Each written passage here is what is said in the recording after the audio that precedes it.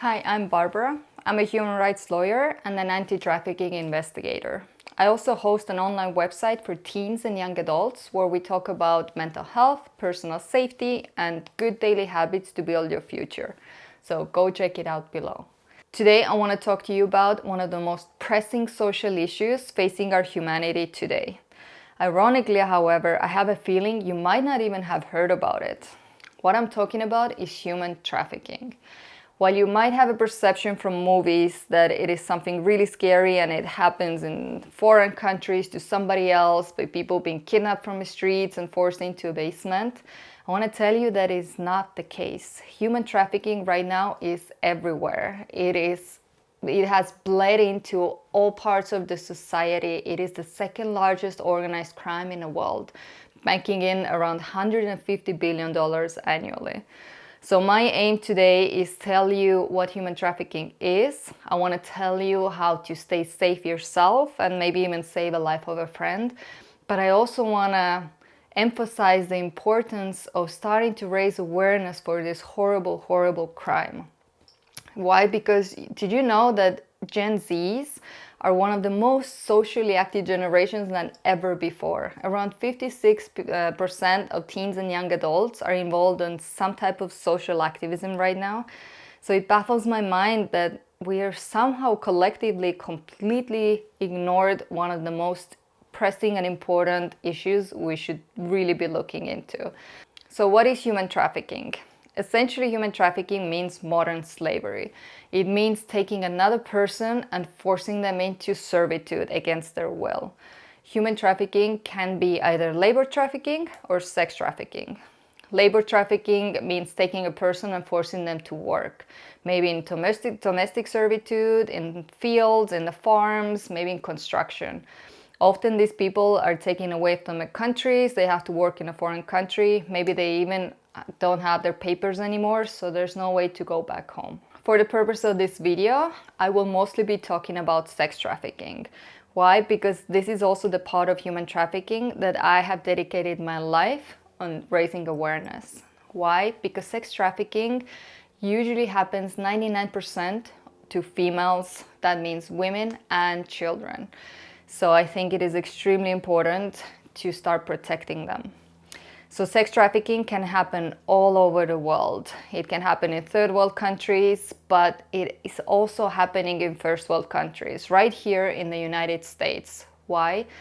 Because human trafficking as a whole, but especially sex trafficking, is an extremely lucrative business. Like I said before, it banks in around $150 billion annually.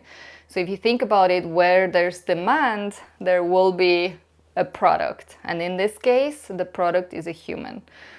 Another thing why this is such a lucrative business is if you have a physical product, let's say you're selling guns or drugs or some other commodities, you can sell them once, but a human, you can sell them endlessly.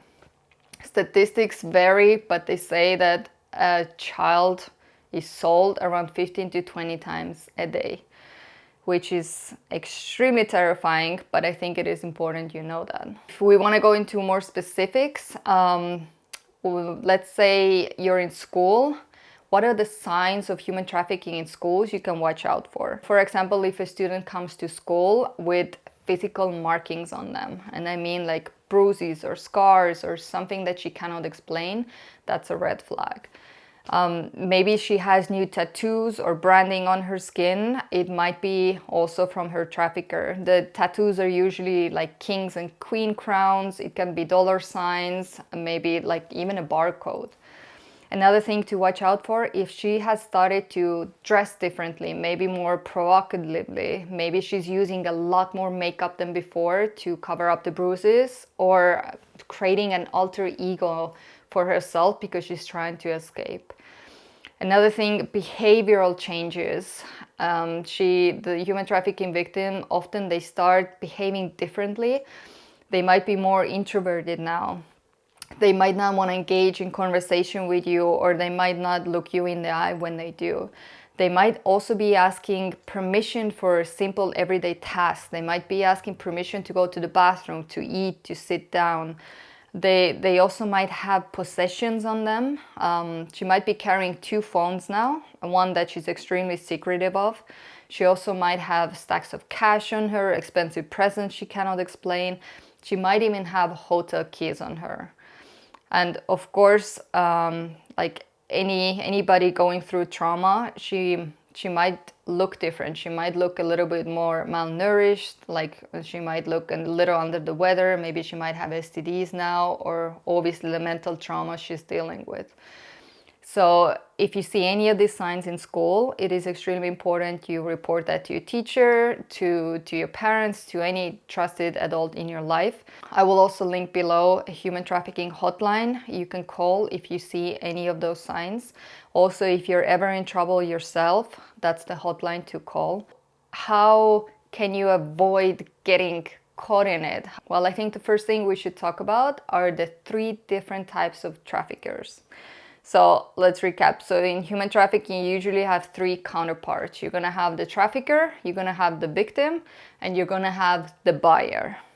So the key part of this are the traffickers.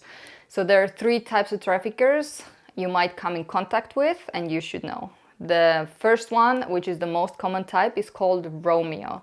A Romeo trafficker essentially means a boyfriend. So you might meet him maybe in some social media chat rooms, in some game room chat rooms, maybe at house parties, in shopping malls, in some other social events. And at first, he will seem like the most charming guy. He will be the best boyfriend you've ever dreamed of. He might shower you with presents and expensive restaurants, take you to the coolest parties. And this might go on for a very long time. It might take 6 months to a year until you truly see what his real intentions are. Why? Because investing into that victim and grooming that victim is extremely important for them. It's an investment for them. The second type of trafficker you should know about is called CEO.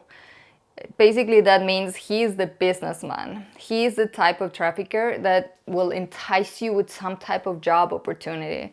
Maybe he's a modeling scout. Maybe he pretends to be a photographer. Maybe he will offer you a hostessing job in some nightclub somewhere.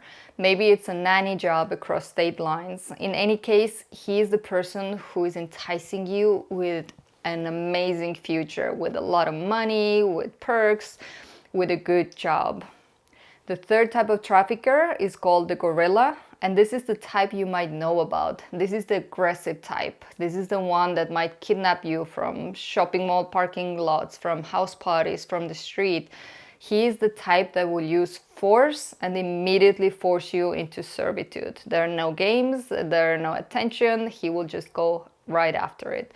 This is the rarest type of trafficker there is. So we know a little bit more about the human trafficking victims. We know about the types of traffickers. I think it's also important we address who the buyer is. So the buyer, especially in sex trafficking, is usually a male. The men can come from all different kinds of backgrounds, different financial background as well. It's a guy who goes out there to buy sexual favors. Quite a lot of men, like around 30% of men, are knowingly buying underage girls and boys, but mostly girls. The anti-trafficking laws are extremely weak anyway, but going after the buyer seems a complete oversight. The most that can happen to them is a fine, but not even that. For example, in Washington state, there are currently around $20 million worth of uncollected fines from men who buy other humans.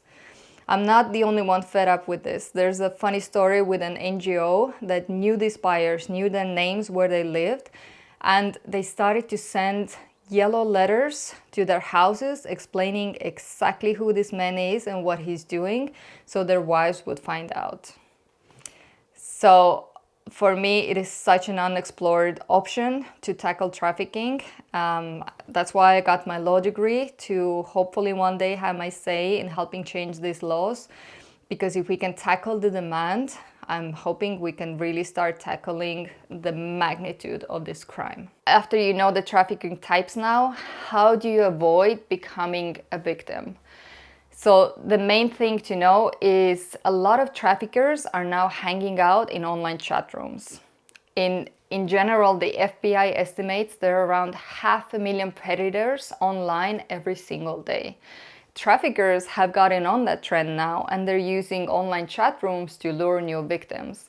So if you're a teen, a young adult using, I don't know, social media platforms, you're using TikTok, Insta, Facebook, or if you're in game room, chat rooms, you have to be extremely careful with who you talk with. Even if the profile might be somebody who looks like they're your own age, maybe it's even somebody who looks like a girl, you have to be careful because a lot of traffickers are using fake profiles. So never ever chat with anybody you don't know in real life. Definitely don't send any photos of yourself to them. Don't send any incriminating photos because that is actually one of the main ways traffickers are luring their victims into the trap. So if you send one photo, they might ask you for another one, and then they might start blackmailing you for more and more incriminating photos. So never send anything. The third thing, you should never meet up with anybody you've been chatting online and don't know in real life. So it is extremely important that you let somebody in your life, a trusted adult, know who you've been chatting, what I've been saying, and never meet up with them in real life. Another way to stay safe is to watch out for new acquaintances in your life. Traffickers don't always have to be men, older men. It can actually be a teenager girl around your own age because she might be trafficked herself and now forced into trafficking others. So if you make a new friend who seems cool and takes you to different house parties and cool parties and knows the best people, and she knows like the older guys who have a car and can drive you around, that is also something to be mindful of.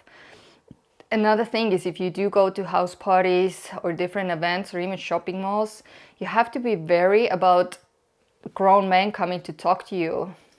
It is not normal for grown men to be hanging around in places where there are a lot of teens. It is not normal and you should stay away from them. Another thing, this is the rare type I told you about, but you should be mindful of any types of cars. I do the same if I go walk on the street. If you go on the shopping mall parking lots on the street, be wary of any vans, any trucks, any cars being parked really close to you. If you feel unsafe, I would recommend that you ask the security guard of the place you're at to walk you to your car, or maybe just call your parents to come pick you up, call an Uber. If you feel unsafe at any time around cars, just do something about it. So now, after you know a little bit more about the magnitude of human trafficking and how deep into the society it's really implemented itself and how many millions of people are enslaved today, I'm hoping that you're wondering to yourself that how come as a society we're not shouting about it from the rooftop? How come we're not arresting the traffickers and the buyers and really going after this crime? Well, my theory on it is that unlike the other social issues, for example, climate change, gender issue, the Me Too movement, LGBTQ issues, human trafficking is just evil. And essentially that makes it kind of boring for people. There's nothing to debate about human trafficking. There's nothing to fight over. There's nothing to politicize. There's nothing to use to your own advantage. Unlike those other social issues, everybody knows that enslaving another human is wrong. And that's why I feel like it is not getting the attention that it needs. So it's my purpose in life to fight against human trafficking, sex trafficking in particular, and I'm hoping that we can raise awareness for it. So hopefully you learned how to stay safe yourself, how to maybe save a life, and how to start raising awareness. If you want to know more about this issue or other issues teens and young adults are facing today, you can go check out my website.